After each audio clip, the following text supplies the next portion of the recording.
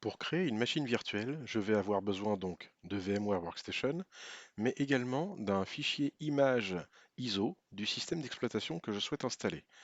Dans le cas présent, je souhaite installer un Windows 10 édition 64 bits, donc je dispose déjà sur mon ordinateur du fichier ISO de cette installation.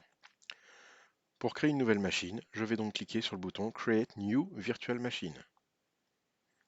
Ici, deux choix s'offrent à moi.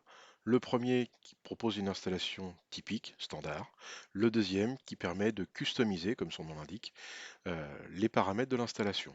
Dans le cas présent, on va rester sur une installation typique.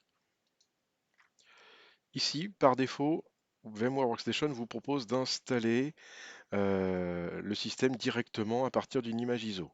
Moi, je préfère choisir l'option J'installerai le système d'exploitation plus tard, sachant que je vais d'abord assembler les composants de ma machine virtuelle.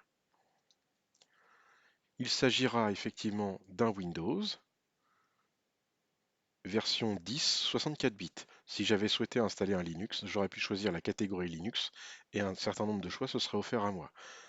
Il est possible de virtualiser des serveurs de virtualisation ou d'autres systèmes tels que des FreeBSD ou BSD.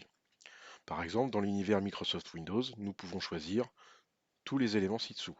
Donc d'un Windows 95 qu'on aperçoit en bas jusqu'à un Windows 10 64 bits. Suivant.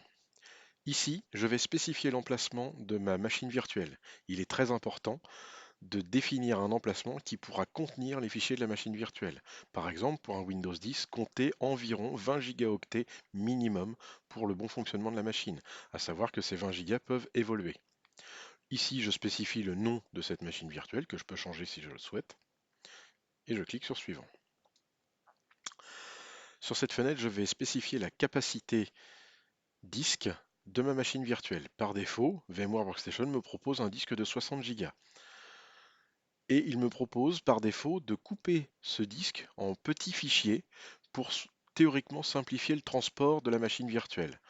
Aujourd'hui, j'estime qu'avec les moyens de transport de fichiers dont on dispose, tels que les clés USB ou disques durs externes, il est plus simple de tout stocker sous forme d'un seul fichier. Ces fichiers, nous les verrons dans un deuxième temps.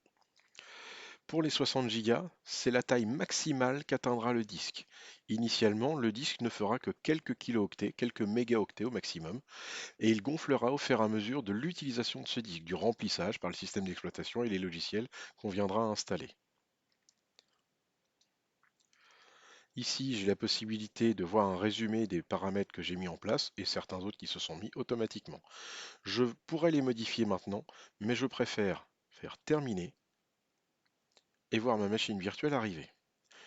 Ici, j'ai alors la liste des équipements de ma machine virtuelle. Je peux soit la démarrer, soit éditer certains des paramètres. Dans une vidéo suivante, je vais vous expliquer les différents paramètres qu'il est possible de modifier.